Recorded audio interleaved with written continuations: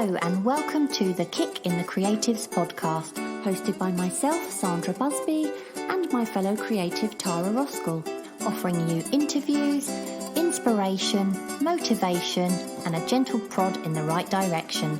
And for lots more information, challenges, and other useful tools to help you get creating, you can go to kickinthecreatives.com. And of course, this is where you can also find today's show notes. Enjoy the show.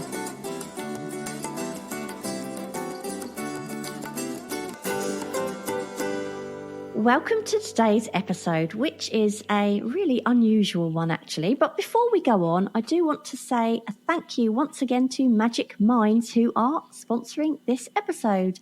Magic Mind is a productivity shop, but unlike other energy drinks, Magic Mind's benefits don't come from things like caffeine.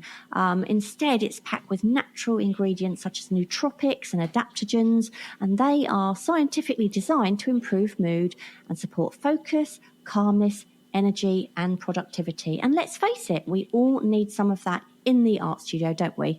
And Magic Mind sent me some to try out, and it's kind of like a mini smoothie, and it's a great way of cutting down on the coffee, which I drink way too much of.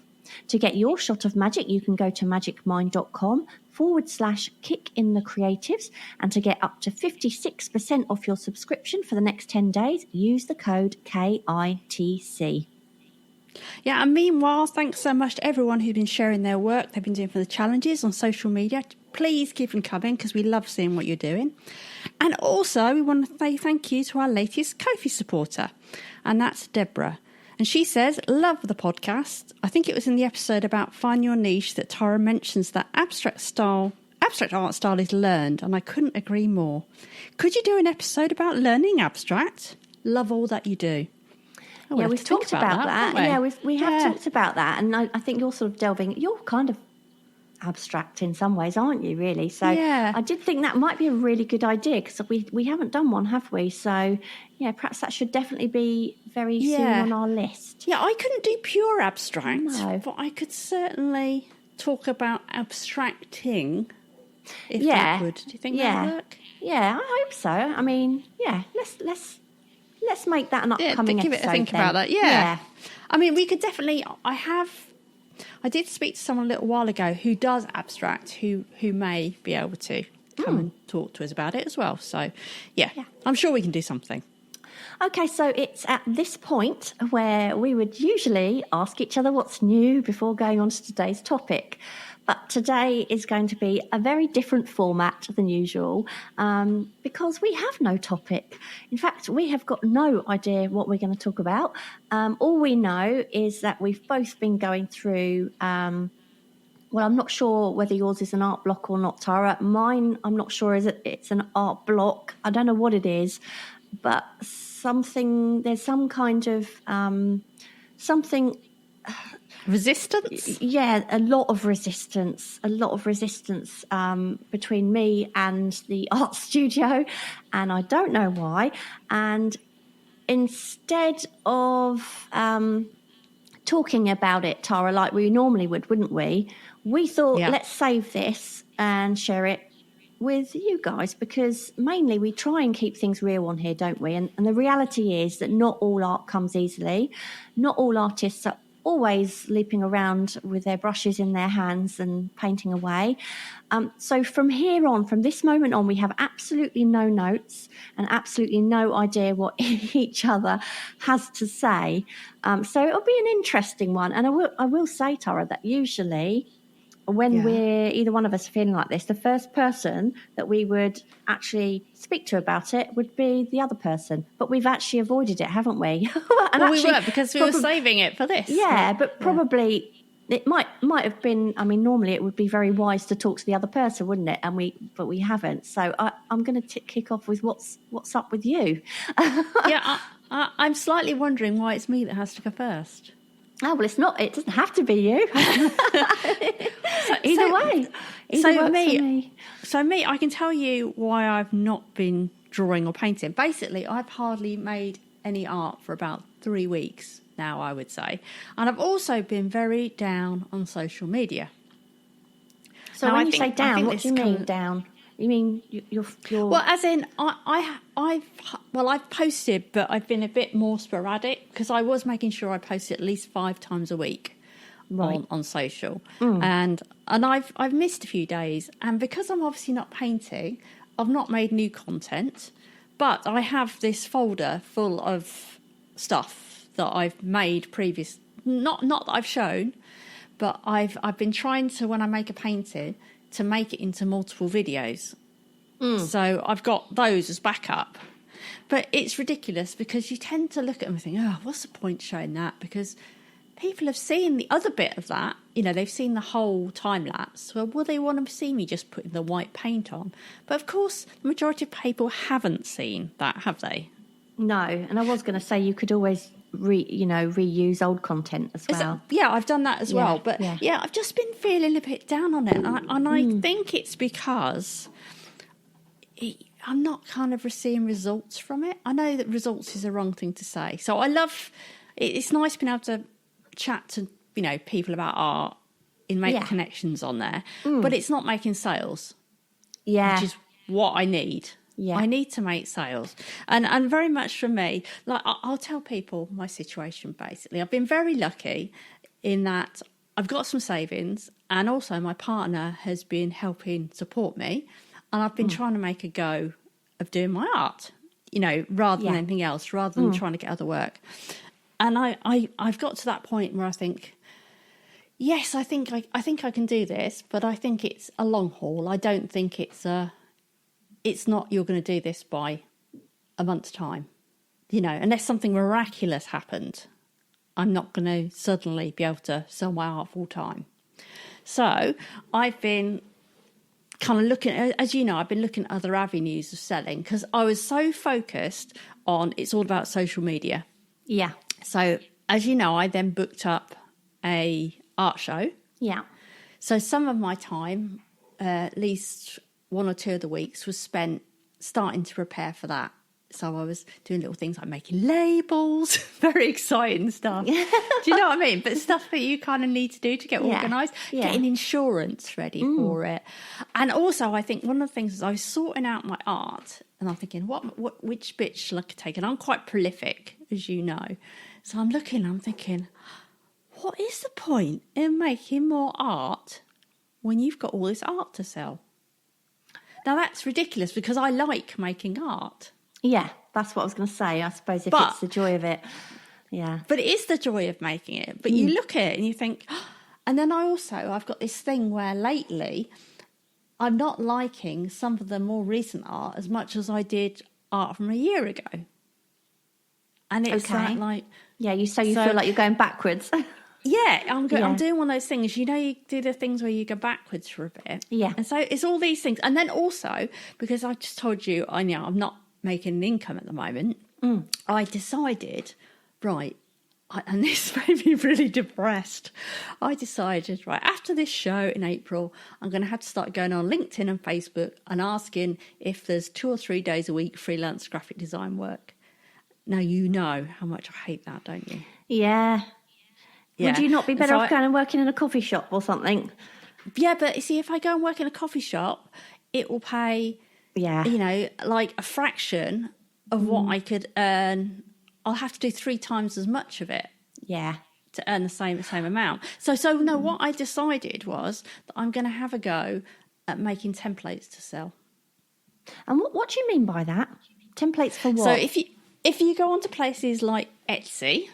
Yeah. They sell like design templates made in Canva for different things. So you'll get like templates for a CV, templates for an invite, templates for labels, templates for packaging. And so designers and people who are, arty have gone on there, made these templates in Canva, and then they sell them. Oh, right. That's interesting. Yeah. So that doesn't sound too boring either. But they sell them multiple times. So right. But obviously it's very competitive, so I could be completely wasting my time. Yeah, but that's the thing, isn't it? Because it's not the only thing with that is it's not guaranteed income. It's a bit like the art, really, isn't it? Yeah, it's a bit like the art, but if I can manage to do it and make enough templates, it could give me enough income that it's It allows you to carry on doing your art. Yeah. Yeah, exactly. So, Are you enjoying that's what when you're making the art? I know you said you feel like you've gone backwards. I don't personally. I actually think you're going forwards. But anyway, it's about what you feel. So, do you still enjoy it when you're doing it? Are you still loving the process? Well, no, because it turns out shit. Right. So I love. So the we always say it's all about the process, not the result.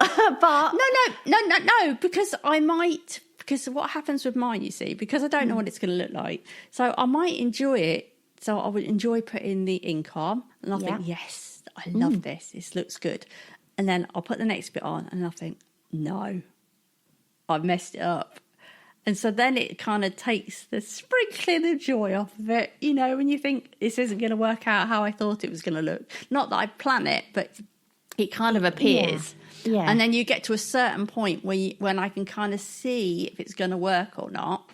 And so then it's like, and I'm fine. I don't mind if I create one or two and it don't work. But when you create a run of them. Yeah. And then it's like, and actually Kevin said something to me the other day, and I actually did this a few weeks ago, and I thought, this is what I should be doing. And that's, he said, what you used to do was you used to make multiple images at the same time. So I used to create, say, 3 backgrounds. Yeah. And then I could choose the background. So I got more of a chance that if I'm doing 3, that one's going to work. Yeah. You know what I mean? Yeah. So that is one of the things. But I do still like it, but you can imagine, can't you? If you did some paintings, you might still enjoy the process, but then if every one you weren't happy, if you felt like you'd gone backwards, you start thinking, oh, yeah. Yeah. And especially when you've got this bundle of art to sell as well. Honestly, we went through it and I'm like, oh God, so much art. Well, the good thing is, because yours is on flat sheets of paper generally, or boards. No, mine are on boards, yeah. But they're flat, aren't they? So they, at least you've got somewhere to store them. Do you know what I mean? If you had a ton of canvases, I'm only glad that a lot of mine have gone to that gallery, because it's just like, where the hell do you store them all when things aren't selling? What do you do with them? Do you know what I mean?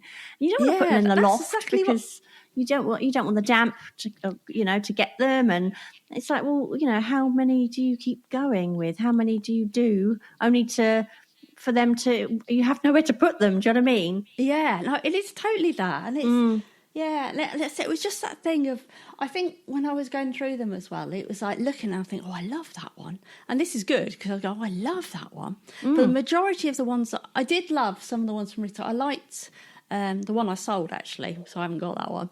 But a big one that I sold, with the words on, I was doing the words. Yeah. But then the majority of the ones I really liked were from, say, a year, 6 months ago. There were a few that I liked more recently, but maybe that was, like Kevin said, because I was doing more at a time. Yeah. So you haven't got an art block. You're just, I think as well, what you were saying earlier about social media, it can be quite disheartening, can't it, when you put some effort into making a reel or whatever, and then you end up getting, I don't know, 50 likes or something. Do you know what I mean? And as much as it's wonderful and you're grateful for those people for clicking like, and you sort of think, wow, that took me ages to do that, and it's not really sort of got out there, and how do you get it out there? And it just, I think it can feel very disheartening. Yeah, and also I had someone said about social media, likes don't pay the bills. That's right, they don't. And I actually saw something that we talk about Carmel a lot. Carmel Jenkin, who we interviewed a while back. Hello, Carmel. And we've spoken about on every episode since. She put a post out about getting a viral post, and she said, it's not what you think it's going to be. You imagine getting this viral post means you're going to sell loads of art. And she said she had a viral post and she didn't sell a single bit of art, but what she did get was a lot of trolls. Right. Trolling her work, saying that's rubbish. And because you get more, of course, it's then shown to more people who probably aren't your audience. Yeah. they see it, and then it doesn't necessarily, people like it, but they're not necessarily going to buy it. And also, I think she said then you get a lot of followers, but then they rapidly unfollow. Yeah. Probably because it's not the type. You probably know about this from TikTok. Yeah, I guess I do, really. Yeah, I mean, I had I think 3 viral videos on TikTok. I was going to say not art related, sort of, but in a very rude way. And yeah, they went viral. And I have to say, touch wood, I haven't yet had any bad comments that I'm aware of. There came a point where these posts were getting so many comments I couldn't keep up. I just couldn't keep up anymore. So I just stopped reading them because they had hundreds and hundreds. And it was just like, I can't. Because normally if somebody comments on a post, I'll always respond because I want to. I think, oh, well, you took the time to comment and I'd like to take the time to answer, you know. But I didn't. So I might have had some of that. I don't know. But the thing about that is... I put a few in there. Did you? I put a few trolling comments. Yeah, no, of course I didn't. And what happened was I suddenly got a lot of followers overnight. And that's fine, and it's brilliant, it's great. And I have kept the majority of them, which I'm amazed at. But because with TikTok, for me, I'm going to go into this a bit later because I want to talk about social media and how I feel about it at the moment when it comes to my art. But TikTok's become a different thing for me. It's a way where I can just post all sorts of things. It doesn't have to be art related. And I like that because there's no pressure for me to think, oh, I haven't posted any painting. You know, it's just TikTok's completely different. But with that, what happened? So I got loads and loads of followers from these posts. But of course, that is not the only type of post I do. I do lots of tongue-in-cheek stuff, and I've done 2 or 3 really rude ones, and some art stuff, and some just general lifestyle, and some product reviews, and all sorts of things I do on it. Mostly with my tongue in my cheek, but these particular ones got a lot of traction. But yes, what happens then is you do a video like that, and then the next day you're putting on some lip gloss and telling people where they can buy it and whether you like it or not. The person who liked the previous video, if they see that, they're going to go, oh, that's not what I followed for, and unfollow, of course. And just like Carmel, I think TikTok's the one place I've noticed the followers really, you gain them and lose them equally as fast. Do you know what I mean? Oh, do you? Well, I just stay static. Well, with Instagram... I don't put any effort into it, though. No. With Instagram, I've had a very, very slow and sort of steady incline, I guess, over the last sort of few months. Well, not since I've stopped painting for a while, but, you know, it's all, the numbers have always gone up. They've never really gone down. I don't think I've ever lost followers on Instagram. With TikTok, you know, I'll gain 100 followers, but I'll lose 102. Do you see what I mean? And that'll be overnight. So I think all in all, and I'm pretty lucky actually, because to be honest, because the ones that went viral were so different than what I normally do, I'm amazed I didn't lose a few thousand, but I haven't. I've lost about 100 or maybe 200, but you know, it's hard to know what to do with that audience though, isn't it? Well, really? Do you know because what? It's so... Yeah, and I think unless it's for fun, you know. Yeah, that's exactly it. And that is what TikTok has become from me. It's nothing really about art. There are arty things on it, but it's more about the what's the word I'm looking for? About every part of me, every side of me, you know. I like to make a cake, so I might put that on there. I love wearing nice makeup and doing hair, and I like painting, and you know, I like gardening. I like all these different things. Drawing willies. And drawing willies and, you know, all this sort of stuff. And I love comedy. I absolutely love silly one-liners. So because I like all of those things, I think, well, actually, TikTok for me is that I'll do what I want. If I fancy doing one thing one day, that's what I'll do. And if I fancy doing another thing, that's what I'll do.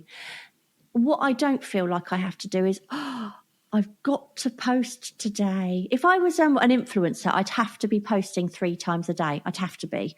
But I'm not. Yeah. I'm not an influencer.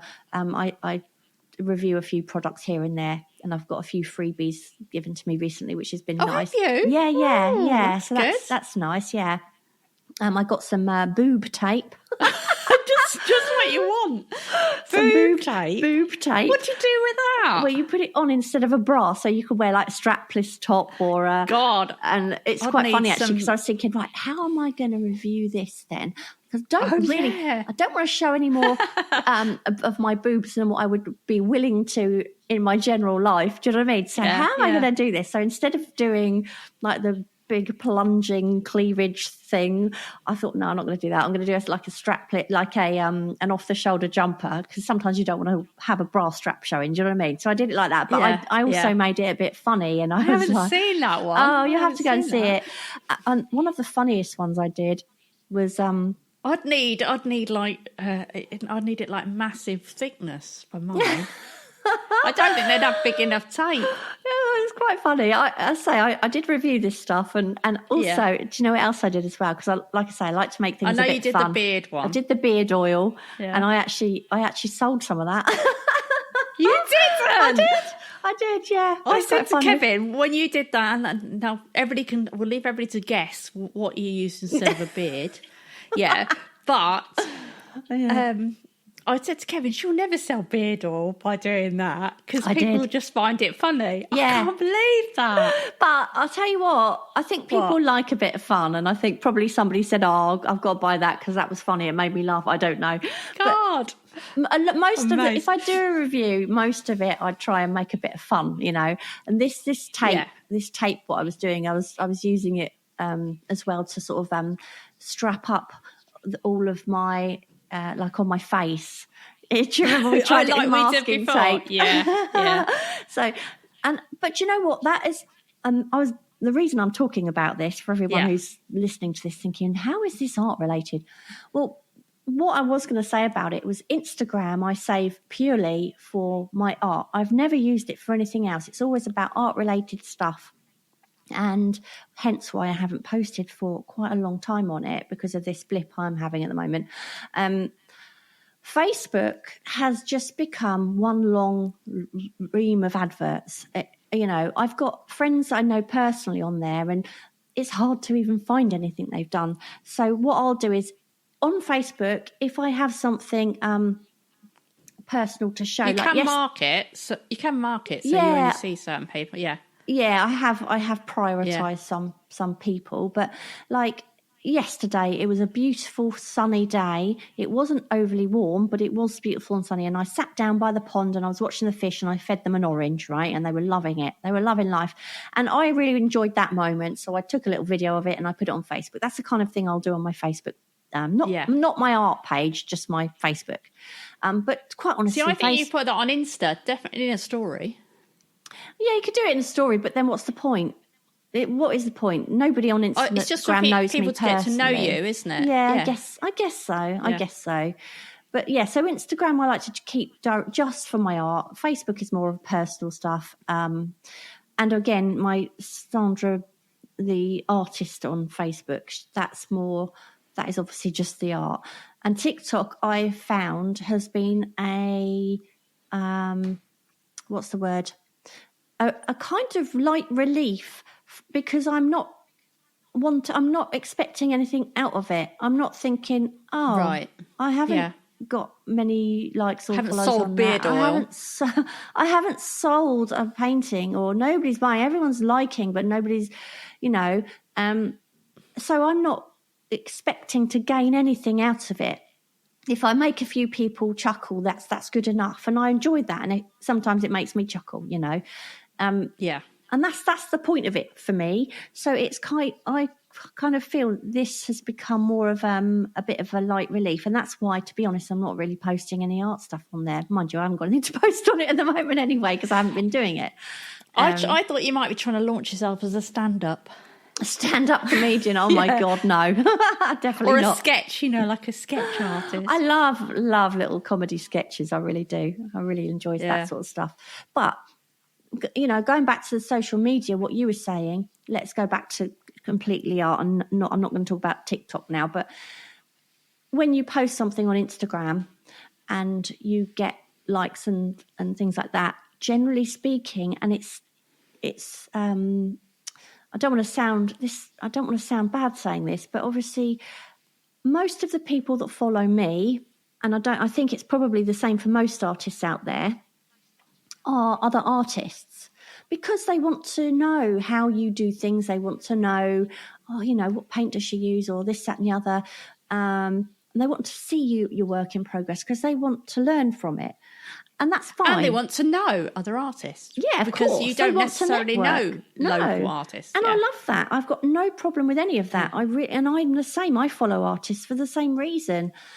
But I'm not necessarily going to buy someone else's art, because if I saw something I liked, I'd think, I might have a go at that. Do you know what I mean? I wouldn't. Yeah, and that's the thing. I think artists do buy from artists, because obviously the people who've bought a couple of my prints and my painting are artists. Yeah. So I do think artists do buy from artists, but I know what you mean. You're not reaching beyond artists, probably. No, and that's the thing. That's where it's you're always going to have limited number of sales like that, aren't you? Yeah. Do you know what I mean? Well, and also in laws of numbers, to be able to get the sales, you need to have 200,000 followers, don't you, in order to be able to, because only a small fraction of those people see it. Yeah. So unless you've got massive numbers, only people see it, and then only a few fraction of those would buy it. So with our numbers, we're not going to get... I think back when social media was such a massive thing, you needed to be on to sell. You needed to be blogging constantly. You've got to have a website. You need to be on social media, and you need to be posting 3 times a day. I think it has become, because of all of what I've just said, I think it's now become so dilute. It's very hard to be seen. And with all the algorithms and everything, and I think we spoke about this last time we recorded, that, isn't it Instagram are going to start charging or something, or am I wrong there? That's right. So the minute they start doing that, I'm not going to do that. I won't give Instagram much time at all if that's what they're going to do, because why would I bother? Do you know what I mean? That annoys me. I just don't like that. What I'm curious about, actually, when Instagram does that, just going off on a tangent a little bit, is will you still be able to look at other people's work? Because it could be good as well if it means that you can look at people's work without actually having an account. Then you might get people who are non-artists as well look on there. Right, you know I mean? See. Yeah, okay, yeah, that's interesting. But I don't know. But yes, I don't really like the idea as well. But then you'll hear people say, can you imagine if someone, years ago, before the internet, can you imagine if someone said, oh, for £10 a month, we'll let you show your art to a lot of people in the world? Can you imagine how many people go, yes? Yeah, that's true. That is true. It depends how you look at it. But yes, I mean, the problem is that they've gone from this sort of free model where they were basically, they were using you to make money from their advertising, basically. And now they're going for the double whammy, where they'll use you to get advertising and they're charging it. And that's where the pushback comes, isn't it? Yeah. Whereas if they'd started off being a tenner, nobody would question it. But it's, But back when they used to say, oh, you need to do this, you need to post every day, you need to do that and the other, there wasn't such a huge amount of people on there. And now there is. And I think because of that, most people just flick through. They don't even bother clicking like or whatever, because they just are flicking through. Yeah. And it doesn't mean they don't like it. It just means that everyone's in such a hurry now. They just flick with their thumbs, and they're not really sort of engaging. They're just like, oh, like that. Yeah, I like that. And that's the thing, is getting engagement. And I think the problem with this is it can become very disheartening when you sort of are putting a lot of effort into something and you're getting very little engagement from it. It's a bit sort of, well, what, and we were saying earlier, neither of us actually have made sales for quite a while, have we? And the problem with that is, see, now, when I sent those things off to the gallery, he said, this was how long ago was it? It was just when the war had broken out in Russia and everything had gone pear-shaped, basically, and all the bills had suddenly gone sky high. And he said to me as he took them away, he said, if these don't sell, he said, you must not think it's anything to do with the standard of your art. He said, because I can tell you now it is not, because I'm here and I'm standing next to it. He said, but what I will say is that very little is selling at the moment because people are panicking, and the first thing they're going to say is, I'm not buying anything I don't need, apart from the kind of art which is thousands of pounds. Yeah, because very low level, I should think, a very high level, probably still selling. Very cheap art and very, very expensive art, because the people that can afford very, very expensive art, they're not affected by all of this anyway. No. The people like perhaps you and me who might, think, oh yeah, I'll buy sort of art for, I don't know, 400, 500 quid or something like that. They're not, you just wouldn't do that at the moment, would you? Because it's something you can do without. Yeah. And because of that, you kind of start thinking, well, actually, like you said, Tara, you've got a box of art, none of it's selling. I've got paintings coming out my ears now. And it's like, well, what's the point in doing another one? I've got nowhere to put it. I could get it off to the gallery, I suppose, but what's the point if no one's buying them at the moment? And that's kind of become a bit of a, what is the point? Do you know what I mean? Yeah. And it's taken the joy away. Well, even though we love it, yeah. Yeah, it's taken that kind of like... Do you think that is it with you? Do you think that's what it is? No, I think it's that's a small part in a big snowball of various things. Well, let's pick through yours then. Well, why? Well, I feel like I'm talking a lot here. I feel like that's okay. We didn't. We talked. Well, we've got to go back to you. I want to go back to you as well, though. Okay, I don't think I've got much more. Yeah. Well, that's a good thing. Oh gosh. Where to start? Do you know? Okay, you're going to be shocked at this, Tara, and I probably will. So you probably will when I say this. So, okay. So about 3 or 4 weeks ago, when I was starting to feel like this, and it really, I was in a big dark hole actually, thinking, what am I doing? Yeah. Why am I doing this? And I sat at my computer and I had my finger on the mouse, and first of all, I unsubscribed from virtually every single art-related email newsletter I'd ever signed up for, because I'm not interested. Yeah. Don't want to know. Not interested. Yeah. The only people I didn't unsubscribe to yours. I didn't notice it. You dared, dare you? No, I didn't. You dared. I didn't. But every single art-related thing, even ones that tell me about upcoming competitions, what's the point in that? I unsubscribed from the lot, because opening an art-related email was making me feel really low. Because what's the point? I don't feel like an artist. So what is the point? I then went on to my social media and thought, I think I'm going to delete my account from Instagram, from Facebook, and also I might delete my website. That's where I was at. That's really? where I was at. Yeah. And I was, oh my God, I sat I'm shocked. there. Yeah, I thought you might be.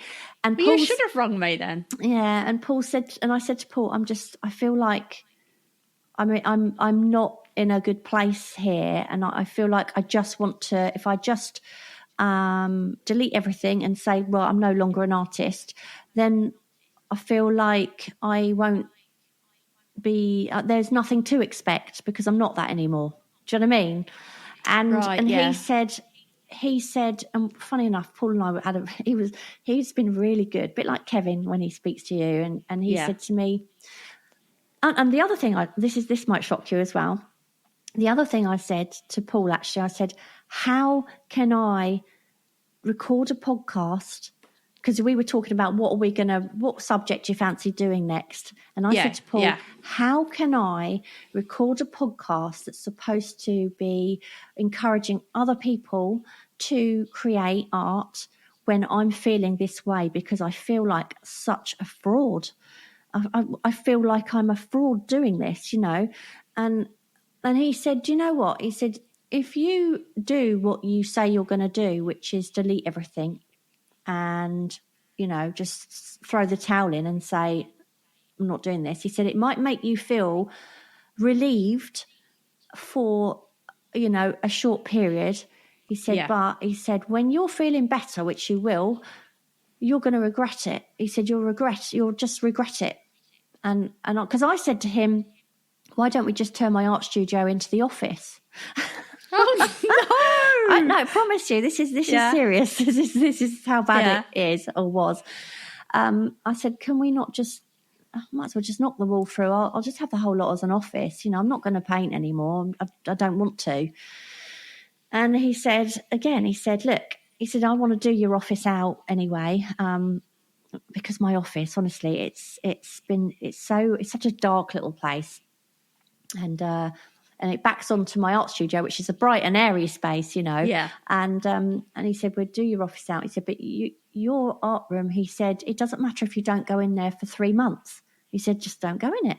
He said, but you will regret it if you throw everything away because you are feeling low about everything. He said, because you've been here before and you've well, I haven't actually been to, I have to say I haven't been here, not here. I've had my down, I've had bits like it, but nothing like to this extent. Anyway, so I wonder as well, I said about my office being quite dark. Yeah. So obviously I do work as well. I have to pay, to earn money as well because it's guaranteed income. So I work only for 9 till 3, Monday to Friday. I do 5 days in the summer and 4 days in the winter. But what the problem with that is that my office is very dark to the point where even in the middle of summer I have to stand under a spotlight to get my solar calculator to work sometimes. Oh my God. Yeah. So that's quite a long time to be sad. You got SAD syndrome. Well, I don't know, but what I would say is that we've had a long winter, haven't we? Yeah. And I don't know whether that's just plunged me into a bit of a sort of like, So Paul, what he's done, I love the guy so much. I really do. He literally ripped out my entire office floor, stripped the paper, got rid of my glass desks, which are like putting my arms on an ice cube in the winter, and it's horrible. He took all the lights out. He took one of the small windows out and swapped it with a massive, like French door size window faces. It doesn't face south, but it faces, sort of more towards the east. West. Sorry. So when he put this window in, I walked in and I was like, oh my God, it's so different. And he put new flooring in. He's repapered it all in this kind of like really pale sort of creamy wallpaper, which is lovely. He's put all new daylight spotlights in, you can dim. Yeah. And new desks and a plant, and we all put it together to, put it all back together, and it is like a completely different room, like completely different. But of course, in the meantime, this has all taken a couple of weeks. In the meantime, my art room became the dumping ground for the office stuff. Yeah, I hate right. That. So now the art room is full of crap from stuff I don't need, stuff that needs to go into a skip. There is nothing in there that makes me want to go in it at the moment either. And because I was having this conversation with Paul yesterday, because I said, I was hoping by now I'd feel better before I record the podcast, but I don't feel better really. And I'm worried about bringing people down because that's not what I'm supposed to be doing. And he said, look. That's my job. That is. He said, do you know what we're going to do at the weekend? Because it's a nice long weekend, isn't it? We've got Good Friday and we've got Easter Monday. So we've got a 4-day weekend. He said, so on Friday, he said, we'll do a bit of gardening because we need to do a bit of gardening. I was like, right. And he said, and on Saturday, we're both going to go in your art room. We're going to gut it and we're going to put it all back together, as in like get rid of all the crap in there and make it all lovely, clean it up so that when you want to go back in there, you're like, oh, yeah, I really want to be in here, rather than, oh, I've got to clear it all up first. So he's really trying to give me a boot up the bum, which is good. Yeah. And he's right. I have been. We've talked about art blocks before, haven't we? Yeah, definitely. And he said, and I said to him, but I'm still worried about this podcast. And he said, do you know what, Sandra? He said, I know in the past, when you felt like this before, he said, I know this because I remember you saying it. He said, you've listened to an art podcast before and somebody else has said they're going through this thing where then they feel crappy and they're not painting and they don't want to paint. They've got no desire, because I have no desire at the moment. Yeah. And he said, and you've come away and said, oh my God, this normal, this other people feel like this. Even this artist who does this feels like this. So, maybe it's not awful. And he said, and that's what your job is now. He said, your job is now to say how you feel. Say it's normal. Yeah. And allow other people to think, actually, yeah, I'm there. And if you're there, then why wouldn't I be there sometimes as well? Do you know what I mean? Yeah. So what happened because you were doing these little sketches and not long ago this was, and you were doing those ones where it was like a blind contour, and you said you were enjoying those. Yeah. Are you still? The only thing I have enjoyed doing recently are those little blind contour things that take me about 1 minute. I love them. I still think I would love them, but I obviously, because my art room's all over the place, I haven't even been in there. But you could do those just in the kitchen, couldn't you? Yeah, easily, yeah. I think the problem is I hit such a wall, I didn't want anything. I was like, no, I'm not even going to pretend. I'm not even going to sketch. I don't want to, because I'm not an artist anymore. I've decided I'm not an artist anymore. So, It's funny. Mad, I feel better. I feel better even talking about it. I actually feel a bit better about it. But it is weird because I imagine even the most famous artists will go through this, won't they? It's normal. It's like athletes, isn't it, who have this really good run and then they just can't do anything. They lose everything, and it's just like that, isn't it? But I don't know why we do it, and I guess it's a whole raft of things, isn't it? It's like they're not selling. It makes you feel not worthy, doesn't it? That's the big not worthy of it. Yeah. And then, like for me, it's like looking at my older work, and you think, well, you're getting worse. It's like, why would I paint when I'm getting worse? Yeah, you see, I feel like I'm not getting better. I feel like it, and in fact, and Paul did say something to me, which is absolutely right. He said, I can always tell how you feel by how your painting goes. And he said, your last painting you did, it wasn't how you normally, it wasn't as good as your normal stuff. And I thought, yeah, he's right. He is right. So I'm going to take it off the website, and I'm going to either work more on it, or I don't know, but I'm not sure. But he's You're right. going to go and put your foot through it, aren't you? I may well do that, but if that's what I should do, that's what I'll do. But probably just needs a bit more work, really. But I think when that saying, art is never finished, it's only abandoned. I think this one genuinely was abandoned, and I think it was abandoned because I just started going into the hole at that point, and I just thought, that'll do, which is wrong. I should never think about that. There's nothing on my website I'm not happy with apart from that one. So today that will come off until I'm happy with it, or it may not. It may never see the light of day again. I'm not sure. But I mean, definitely don't take. I don't see why you'd take everything down though, because I mean, definitely leave it up. Because even if you just leave it dormant, it doesn't matter, does it? No, but except there comes a point where you're paying for all this. You're paying for this stuff, aren't you? And you're like, do I really want to be paying for something that's done nothing for me? Apart from act as a business card, I guess, online. It's really strange. Yeah, I know what you mean. I mean, I've done that with like blogs and stuff I've had in the past. But I've had this thing where I've kept them going and kept them going. I think, and then because you don't want to let go. But I don't think yours is like that. That wasn't things I loved. Which I think this is something you love. It's just you've not got the love for it at the moment. I've lost my way, I think. Yeah. You know, and I want Just to that feel nothing else bothering you, is it? There's nothing else bothering you that's making you. Well, no, I think, we have had a lot of stressful things going on personally as well, as in with family members and people you love, and you, when you watch people having stressful situations, and as you know, being their relatives, you're sort of like, you worry and stuff like that. So yeah, there's things like that. So I don't think any of that has helped. I think it's a lot of things all rolled into one. So, but it is, I feel like I'm usually a very, very positive person, really am. So when I don't feel positive, I feel like it kind of hits me hard. I'm like, I don't know how to deal with it, you know. I'm like, I don't know how to feel. Why am I feeling like this, you know? But, but maybe it's just our age.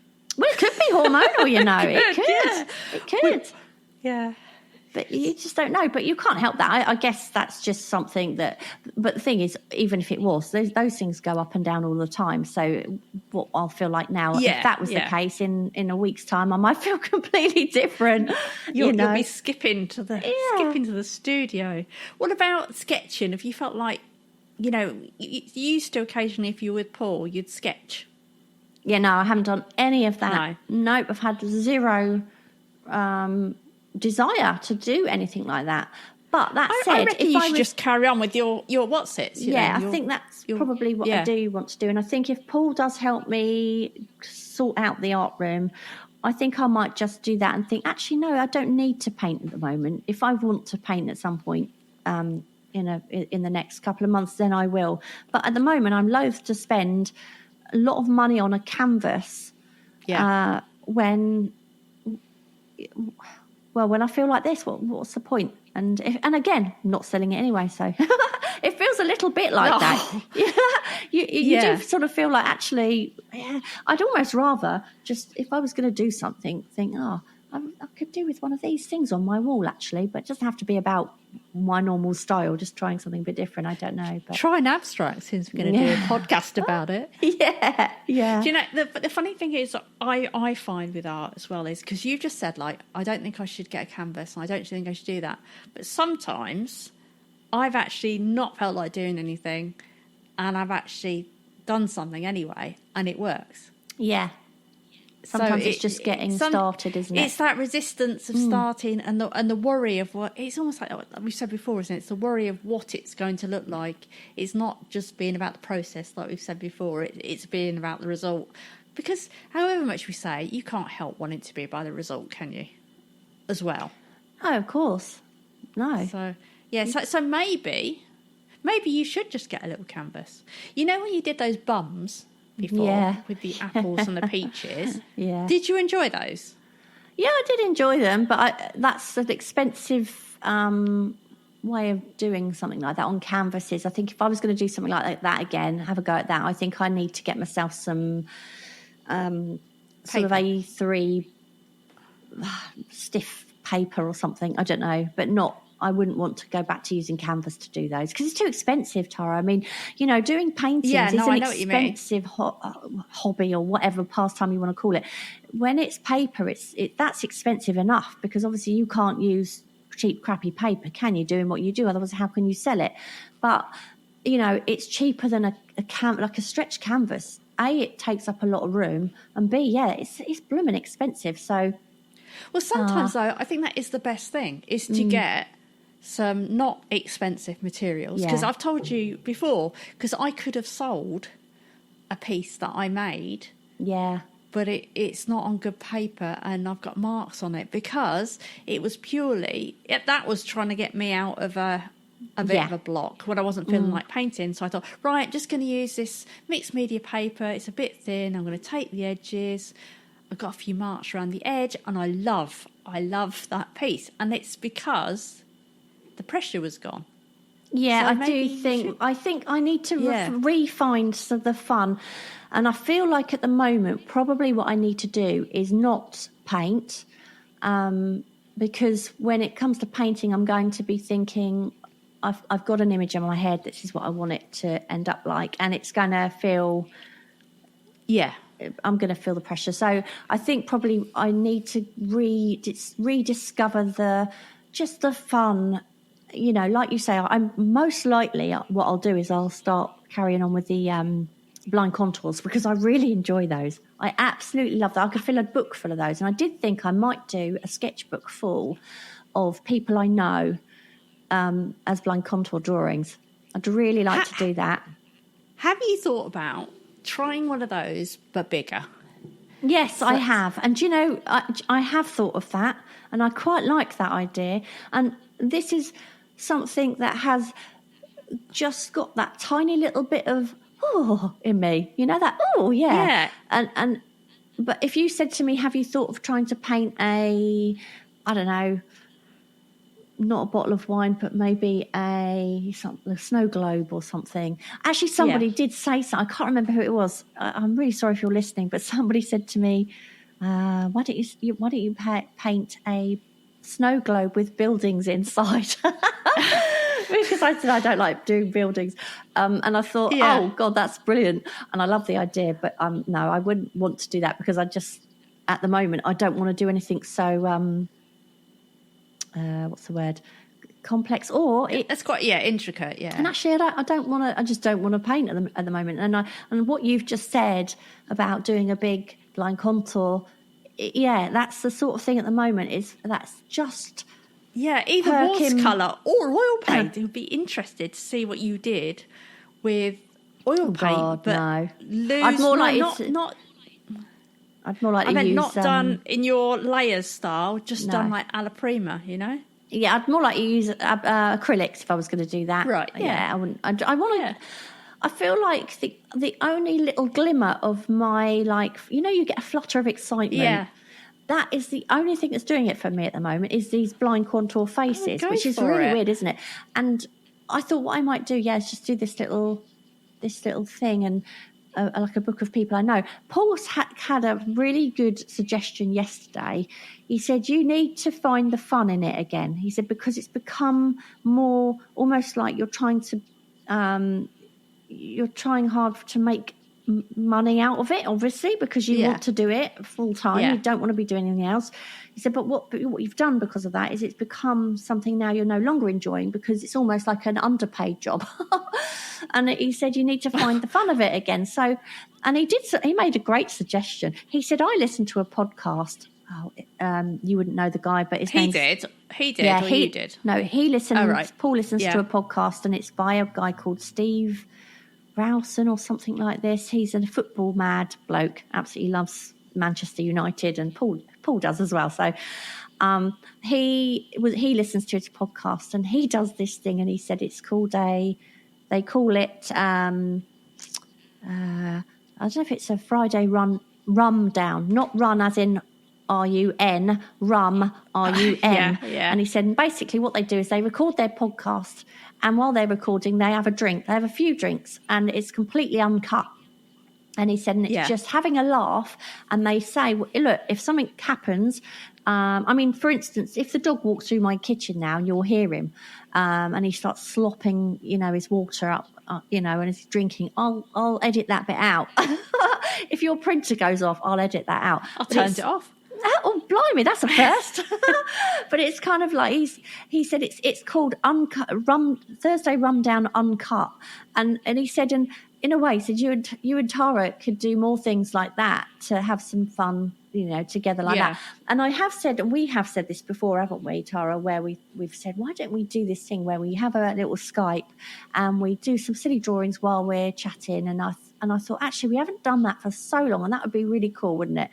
And it's trying to pin you down to times. Yeah, I know. It's me. It's not you. It is me for sure. I know it is. So, but I think I want to rediscover the fun side of it. But do you find, Tara? I know that you entered Portrait Artist of the Year, didn't you? And so did my friend Kerry, actually, and she wasn't picked either. And I know that you were both rejects. You were both rejects. Both brilliant artists, but both, I mean, I don't know what they want. I really don't. But clearly, two very talented artists. I don't understand why. And funny enough, and Kerry said to me, she said, well, if they don't think Tara's different, then, and you proved that you can do a likeness because you did your own face and it looked, I knew exactly who it was. So I think, well, what do they want then? What do they want? But anyway, you didn't get in and neither did Kerry. And I do wonder, because when you're already feeling a little bit low because you're not selling or this isn't happening and that, because I didn't apply for it because it's not a thing I would do, simply because I don't really do faces anyway. But what I was going to say to you was, do you think that kicked you a bit more than usual because of where you were at the time? Do you think that's another thing that people get? No. Not for me, because I'm a little bit of I don't know if you call it a realist or a pessimist.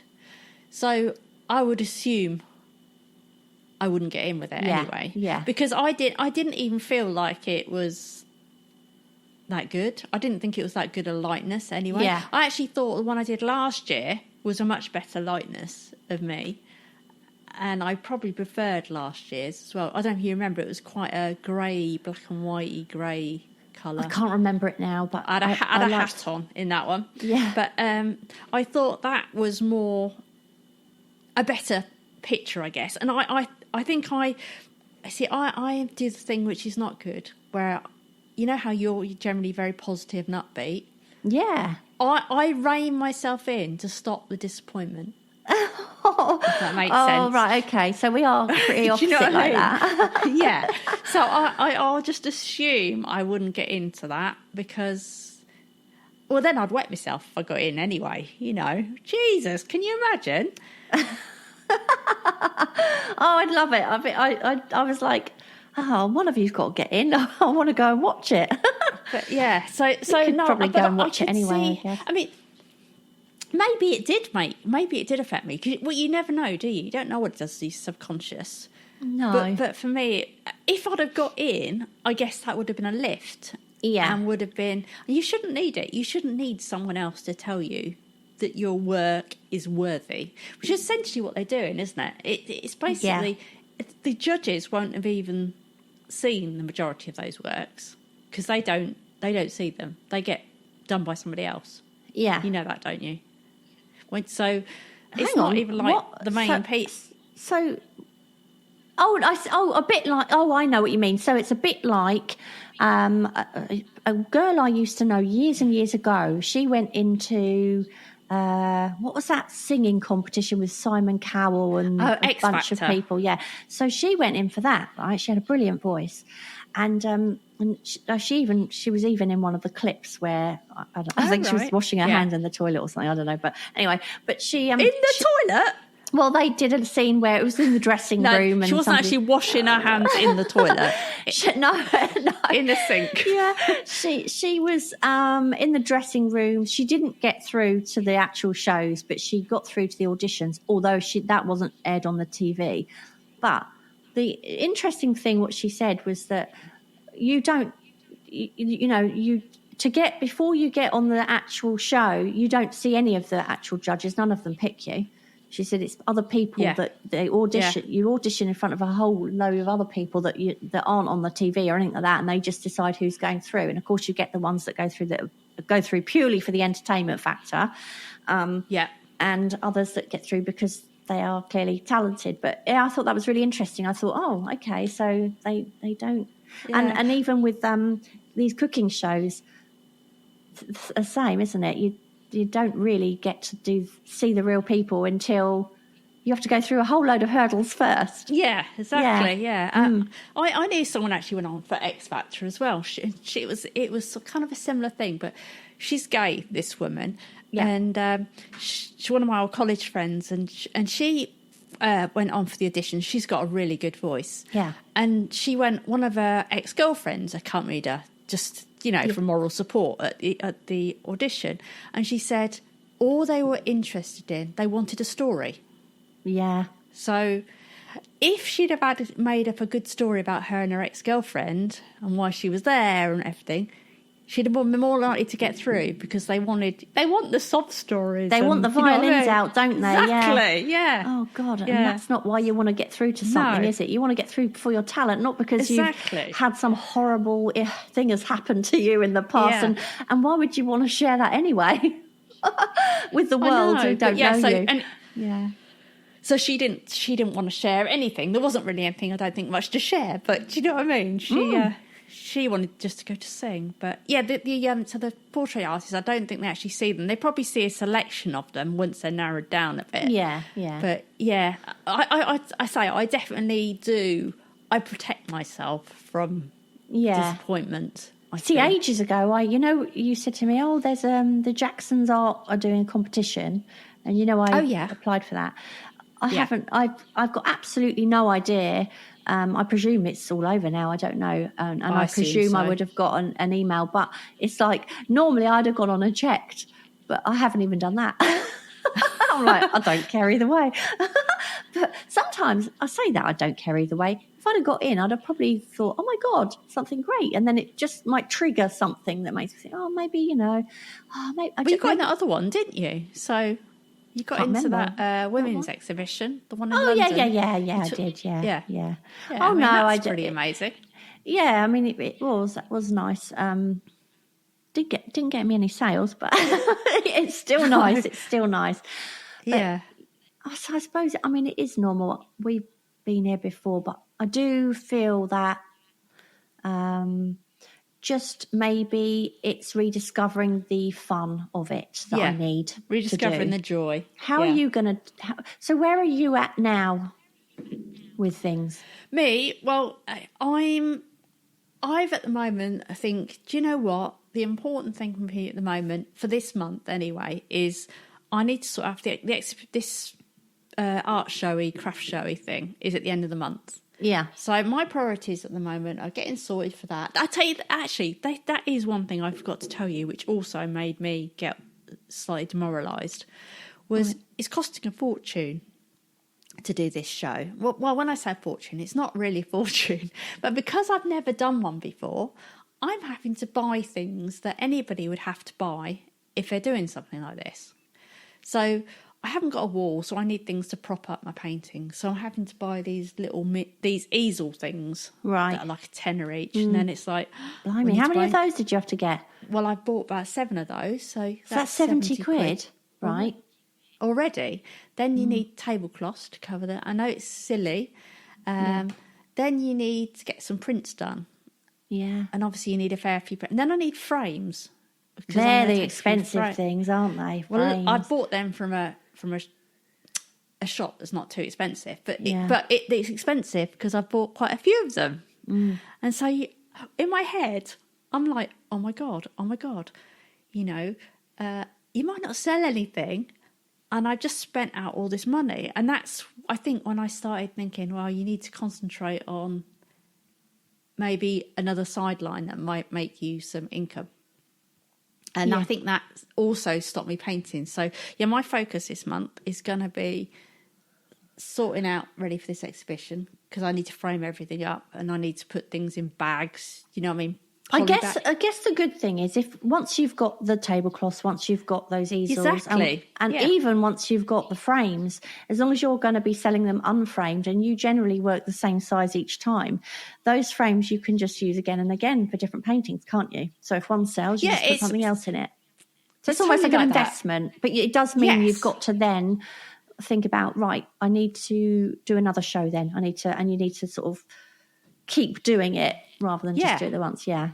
It's totally like that. It's that upfront cost because you haven't done it before. Once you've done it, it's going to be much a lesser cost if you were doing it again. See, when the art gallery came and looked at my paintings, I've got one because I've got a few that are framed simply because I did that exhibition ages ago. In fact, I say that there are a few. I think those ones all sold now. So there's one which is a pile of bottle tops, which for some reason has just always hung around. I don't know why. I like that one. Yeah, a lot of people say they really like it, and yet it's never sold, which is strange. But anyway, it is framed and it's been professionally framed.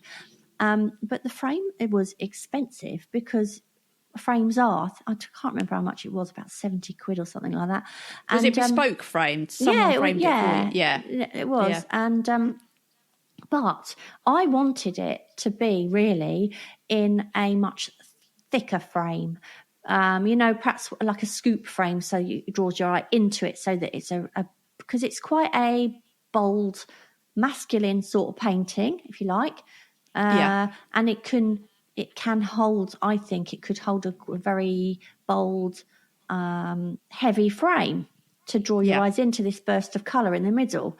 And that's what I was sort of picturing in my mind. And when I went to get it framed, I was looking at this and I was, oh God, that looks so good. You can only test with the corners, can't you? But But God, the price of it was insane. I was like, oh, I'm not doing that. I'm not going to do that. It's an exhibition. I'll just go with this. It still looks not really nice.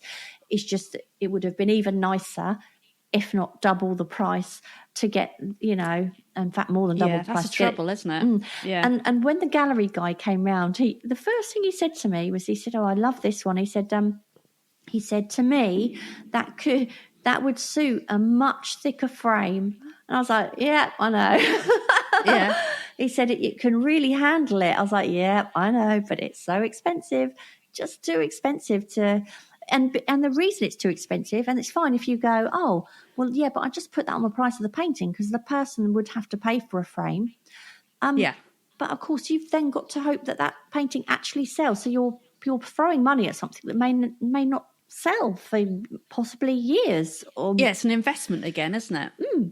It's like, I know. Yeah, so. But that got me a bit down, and I was like, oh my God, I still need to buy this. I still need to buy this. And then I heard a podcast saying, oh, well, you really want to have some little things other than just prints. So I've got some really basic stuff, like some little badges. I thought, oh, kids will buy them, whatever, Yeah. And just some really silly, little things that if someone like you work, but they hadn't got any money, they could just, and because he was saying, don't be precious about it. He says, I get a lot of artists and they're like, oh, but I don't want my art to be on merchandise. I don't want, notebooks. And he says, a lot of people aren't ready for art, for wall art. Just do it. Yeah. So, that's what I did. And, so that's my thing, is doing that. And then also carrying on with these templates. I want, by the end of the month, to have at least 15 templates up on Etsy, just to give it a go at selling those. I think, to try and make some income on the side. Yeah, and then the pressure won't be so on, will it? It won't be. Yes, exactly. And you can get back to enjoying the process and not worrying so much about whether it's going to sell or not. You know. Yeah. How about you? Where am I at right now? Yeah. I think so. Are you going to do that? Are you going to do the blind contour? Yeah, I think I'm feeling, since speaking to Paul yesterday, and he's saying, right, we're going to go into your office, and we're going to really make it all nice again, and obviously since speaking to you today, I feel like I know what I need to do, and that is I need to rediscover the fun of it, and I do find those a lot of fun to look at and to do, and I think that's what I need to do, and I'm going to continue without painting for a while, because that can come as and when. And if it does, I don't know, it might not. Yeah, I'm sure it will. It probably will. But in the meantime, I think I just need to have some fun. We need to have some fun again, don't we? We need to do. We do. We need to do some more fun things, like we were saying, just doing silly Skypes and stuff like that, which we used to have time to do, didn't we? And I remember sort of during lockdown, we did a couple of those. They were such fun. And but of course, gigging the creatives takes up a lot of time, doesn't it? And sometimes you sort of lose track on, actually we need to do stuff outside of that as well. And and get some, have some of our the fun, and then But God, I hope we haven't dragged everybody down. What I'm hoping this podcast is to tell anyone out there who hasn't been through it yet, but probably will at some point, or someone out there that's listening just at that point before they never want to listen to another art podcast again because they feel that bad, that it is generally a very temporary thing. Once a creative, always a creative, I think. at heart.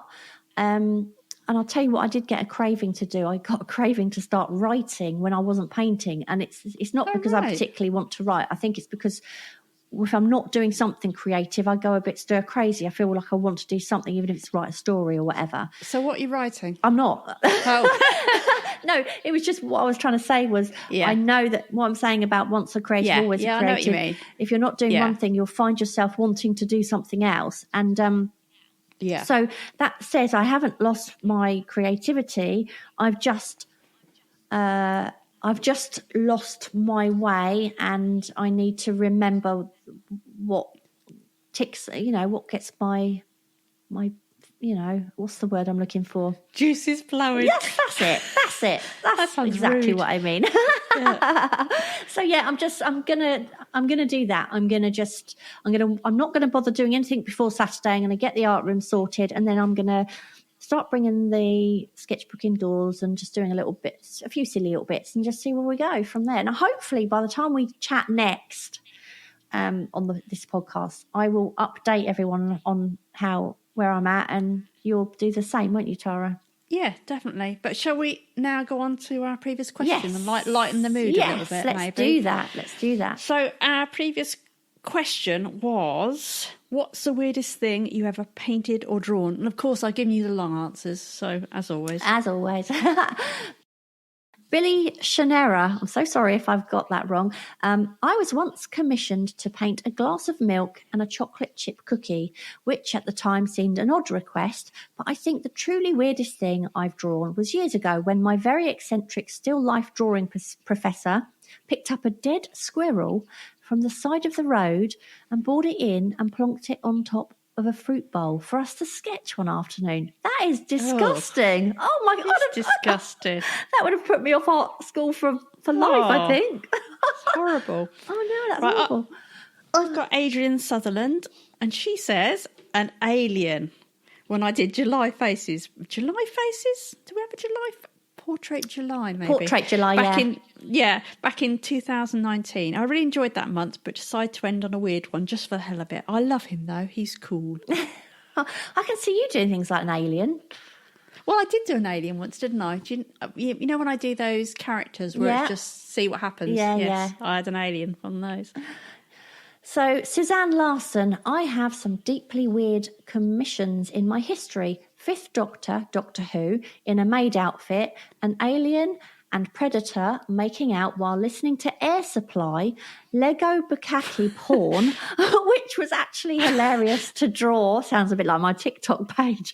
I'm currently working on a series of Otter Daddies, sexy Otter Pops pin-ups. Oh my God. Lots of aliens coming up here. Just had a little brainwave actually. Your art that you do. Have you ever thought of doing an alien in the style you do now?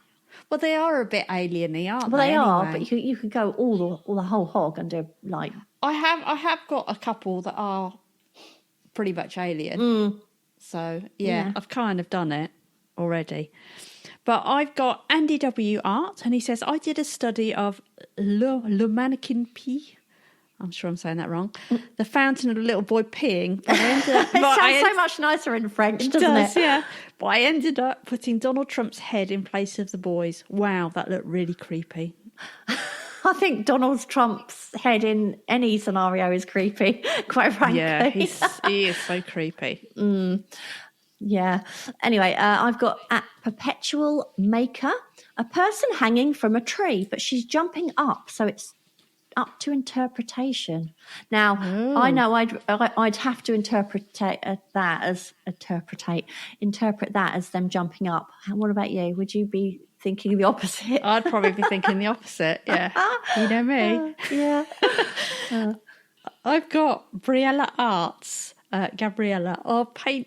I painted a dead mouse once with iridescent flies and the same mouse as a skeleton. Oh no, a few weeks later. Oh God. Gabriella found it in my parents' garden many years ago and took the reference photo. Oh, my opinion of you has gone down, Gabriella. I am so squeamish and I can't do dead things. It's really strange. I can't do anything dead. So God, I could never do that. We've got some weird people in our group, don't you think? I like weird people. Yeah. So I've got at all colours of year. When I was still at school, in uninteresting lessons, our class had fun with creativity. We glued a very, very long piece of paper and everyone took turns drawing on it. The rule was this: the first person draws something and folds the sheet so the next person can see only the edge of this drawing. The second participant draws his piece, but on the basis of the part of the previous drawing that he sees, and folds the paper again. The process continues until the end of the lesson. You can imagine how weird and amazing the drawing was as a result. And this reminds me of the game we used to play as kids called hats. You'd start with a hat and then the next person would draw the head and the next person would do the shoulders and torso and then so on. But it sounds like this one, it doesn't have to be a person. It could be anything. It could be part hat, And it sounds part like building, part I don't know whatever. how they managed to do that in a lesson without the teacher knowing. Yeah. Especially if it's a really long bit of paper. But yeah, well done for that. Yeah. I've got all the colours in my head. I once felted the head of Frank the Bunny onto a painted abstract background. I also spent an entire Inktober drawing screaming birds. Called it Scremtober. That sounds rude. I don't know why it sounds rude, but it does. I've got at Steffi Tunes. I'd rather not say out loud. Ha ha. You don't want to know. I bet you I've drawn we one. do. We do want to know. I've got made by Baz. Literally everything I draw is weird. Space pineapples, yaks, goldfish in mech suits, everything. At Fire Soul _19. When I was first learning to draw, I tried to think of the weirdest thing I could. So I drew an anthropomorphic hot dog person about to eat a hot dog. Now that's something I can see you drawing, Tara. What, hot dog? An anthropomorphic hot dog person. What's that? What does anthropomorphic mean? I don't know, but just the hot dog person. It's the sort of thing you used to do. This sort of characters. I could just see you drawing something like that. Probably not now, but I probably would have done. I've got at Gwen Artistry myself. I'm pretty weird. Oh, that's funny. At Christina Stein Bring Fine Art. A bag of garbage. I was shocked that it was the first painting to sell at my next outdoor art market. It's always the ones you least expect to sell that go first, isn't it? How strange.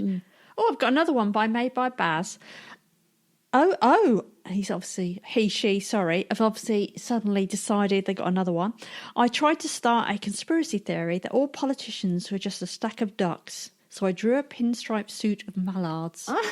It's interesting where people find their inspiration, isn't it? Okay, so this week's question is very apt. And it is, have you ever been through a serious art block? And if so, how did you pull yourself out of it? So have you ever been through a serious art block? And if so, how did you pull yourself out of it? You can let us know your answers in the Facebook group, which if you haven't already joined, I suggest you do. We'll also put the question up there and on the Facebook page and, of course, on Instagram, which is Kicking the Creatives. And this is the bit where I normally say, I hope that gave you the kick in the creatives you needed. But it might not have done this time. But, you know, we're here to keep it real.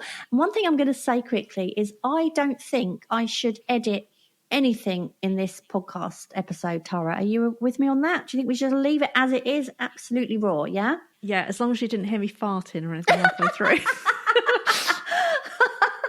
Oh, God. I'll make sure. What I could do is I can make that extra loud. No, I didn't really.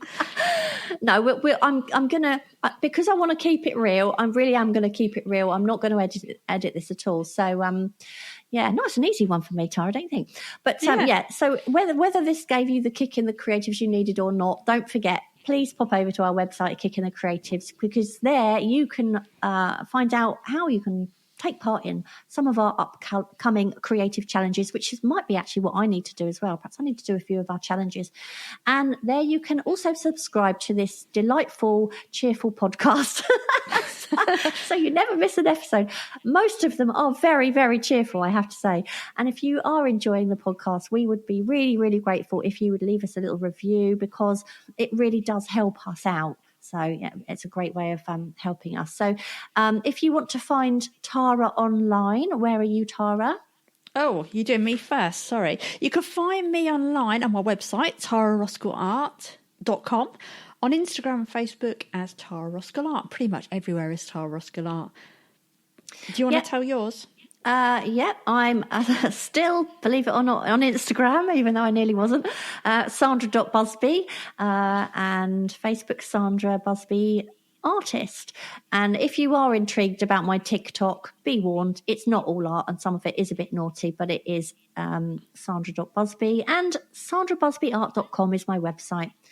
Yeah, and don't forget to go and check out and subscribe to our Kicking the Creatives newsletter to keep up with the challenges in the podcast. And you can do that via our website.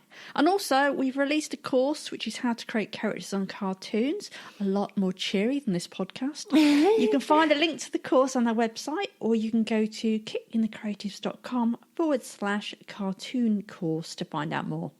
And if you enjoy what we do and you'd like to help support Kicking the Creatives, you can now support us by buying us a coffee. And you can find the link on our website. And thank you so much, Joanna Brown, again for your support. You're a regular supporter and we really, really appreciate it. Yes, thank you, Joanna. Is that about it? I think it is. Yeah. Okay. See you soon. Bye. Bye.